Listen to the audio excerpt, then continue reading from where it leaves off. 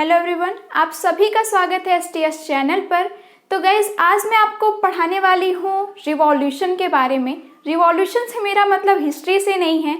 आज मैं आपको पढ़ाऊंगी इंडियन एग्रीकल्चर की जितनी भी रिवॉल्यूशन इम्पॉर्टेंट हैं, जितनी एग्जाम में पूछी जाती हैं, ठीक है, वो सारे के सारे मैंने आपके सामने लिख रखी है। आप देख सकते हैं, आप इसका स्क्रीनशॉट भी ले लीजिएगा, ठीक है। तो यहाँ मैं एक एक करके आपको समझाऊंगी कि कैसे किस तरीके से इससे क्वेश्चन बनते हैं। तो चलिए स्टार्ट कर लेते हैं अपनी वीडियो को। तो देखिए गाइस, मैंने सबसे पहले सारी इधर क्रांति लिख रखी है और इधर लिख रखा है कि किससे रिलेटेड ये होते हैं। आपको ये तो पता ही होगा कि क्यों क्रांतियों की जरूरत पड़ी थी, ठीक है, उत्पादों से रिलेटेड। क्योंकि इससे क्या होता था कि इसको बढ़ावा दिया जाता था कि जिस यहाँ पे जितनी भी संबंधित उत्पाद हैं उनका बढ़ावा दिया जाना है अपनी इंडिया में, ताकि जो भी खाद्यान्न उत्पादन है वो ज़्यादा से ज़्यादा बढ़ सके और लोगों की जो खाने की पूर्ति है वो अच्छे से हो पाए, हमें किसी देश पर निर्भर न रहना पड़े, ठीक है। ये इसका एम था। तो चलिए स्टार्ट कर लेते हैं। तो देखिए, पहला क्या है, इसमें मैंने लिख रखा है हरित क्रांति, ठीक है, जिसको कहते हैं ग्रीन रिवॉल्यूशन।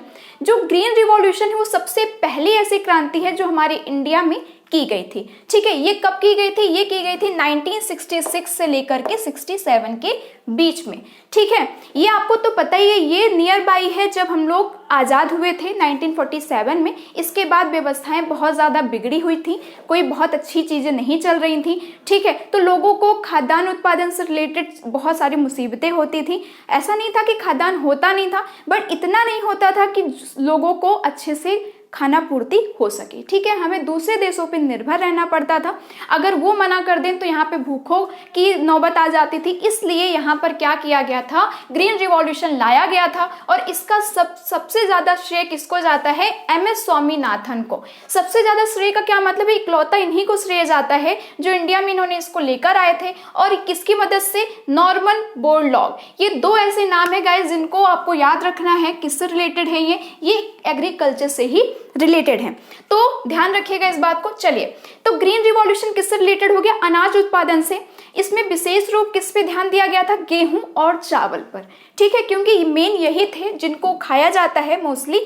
तो इन्हीं पे सबसे ज्यादा विशेष ध्यान दिया गया था और इनका प्रोडक्शन भी बहुत अच्छा खासा, इससे हमको रिजल्ट भी मिला था। चलिए, नेक्स्ट है हमारी नीली क्रांति, मतलब blue revolution. Blue revolution related है मछली उत्पादन से, ठीक है। इसमें भारत कौन से स्टैंड पे है, किस पोजीशन पे है? सेकंड पोजीशन पे है। और चाइना कौन से पोजीशन पे? फर्स्ट पोजीशन पे। ये क्वेश्चन आया है, तो इस चीज को ध्यान रखिएगा कि मछली उत्पादन में चाइना पहले नंबर पे है, ठीक है, हमारा इंडिया सेकंड नंबर पे है। इसके बाद है गोल्डन रिवॉल्यूशन, मतलब सुनहरी क्रांति। तो सुनहरी जो क्रांति है वो बागवानी उत्पादों से रिलेटेड है, ठीक है। जितने भी बागों में चीजें होती हैं उनसे रिलेटेड है, उनको बढ़ावा दिया जाता है। लेकिन विशेष रूप से इसमें किसमें ध्यान दिया जाता है? एप्पल प्रोडक्शन पे।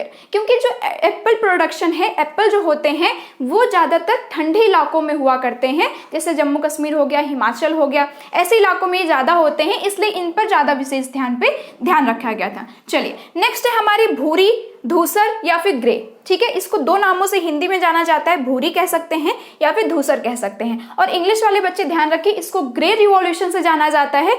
ये किससे रिलेटेड है? ये है उर्वरक उत्पादन से। उर्वरक का मतलब यहाँ पे फर्टिलाइजर है, ठीक है। फर्टिलाइजर कौन कौन से यूज होते हैं आपको पता होना चाहिए। कौन कौन से?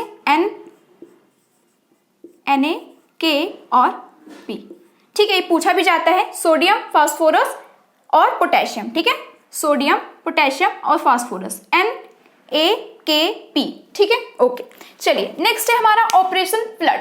ऑपरेशन फ्लड किससे बहुत ज्यादा इंपॉर्टेंट है गाइस? मैंने जो रेड पेन से लिख रखे हैं वो बहुत ज्यादा क्वेश्चन आते हैं एग्जाम में और बहुत ज्यादा इंपॉर्टेंट है, इसलिए ध्यान रखिएगा कि जो ऑपरेशन फ्लड है वो रिलेटेड है दुग्ध उत्पादन से, ठीक है। इसको हिंदी में बोला जाता है श्वेत क्रांति, बट आपके क्वेश्चन जब भी आएंगे तो आपको ऑपरेशन फ्लड ही मिलेगा। तो ध्यान रखिएगा, दोनों नाम आपको याद होने चाहिए, ऑपरेशन फ्लड और श्वेत क्रांति, ठीक है। इसके बाद है आपकी गोल्ड क्रांति। जो गोल्ड क्रांति है इसको राउंड रिवॉल्यूशन भी बोला जाता है। ये रिलेटेड है आपका आलू उत्पादन से, ठीक है। इसके बाद क्या है आपकी पिंक रिवॉल्यूशन, मतलब इसको हिंदी में बोला जाता है गुलाबी। ये रिलेटेड है गाइस, इंपॉर्टेंट है, ध्यान रखिएगा, क्योंकि आपके मछली उत्पादन से दो चीजें हैं। एक तो नॉर्मल मछली ठीक है, कोई भी आपको स्पीसीज नहीं बताई गई है, बट यहाँ पे नाम लिया है यहाँ पे झींगा मछली का। अगर झींगा मछली से आपकी बात हो, मतलब क्वेश्चन में आए, तो आपको वहाँ पे कौन सी रिवॉल्यूशन याद होनी चाहिए? गुलाबी, ठीक है, या तो पिंक। और दो चीजें और हैं यहाँ पे कि यहाँ पे प्याज उत्पादन से भी कौन सी क्रांति याद होनी चाहिए आपको? गुलाबी, ठीक है। तो दो बातें हैं यहाँ पे, झींगा मछली और प्याज उत्पादन। ओके, चलिए नेक्स्ट है आपका येलो रिवॉल्यूशन, मतलब पीली क्रांति। जो येलो रिवॉल्यूशन है यहाँ पे क्या है? तिलहन या फिर खाद्य तेल। तिलहन से मतलब ये है जितने भी आपके सीड्स होते हैं जिनसे तेल निकलता है, जैसे मस्टर्ड ऑयल हो गया, सबसे अच्छा एग्जांपल यही है।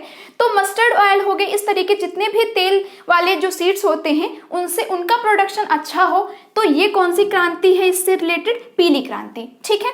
इसके बाद आप यहाँ पे गाइस दो चीजें देखेंगे, सिल्वर और रजत, ठीक है। अगर देखा जाए तो सिल्वर को ही हिंदी में रजत बोला जाता है, लेकिन यहाँ पे मैंने दो अलग अलग क्रांति लिख रखी है। सिल्वर क्रांति किससे रिलेटेड है? कॉटन उत्पादन से, ठीक है, कपास से। और जो रजत क्रांति है वो अंडा और मुर्गी उत्पादन से है।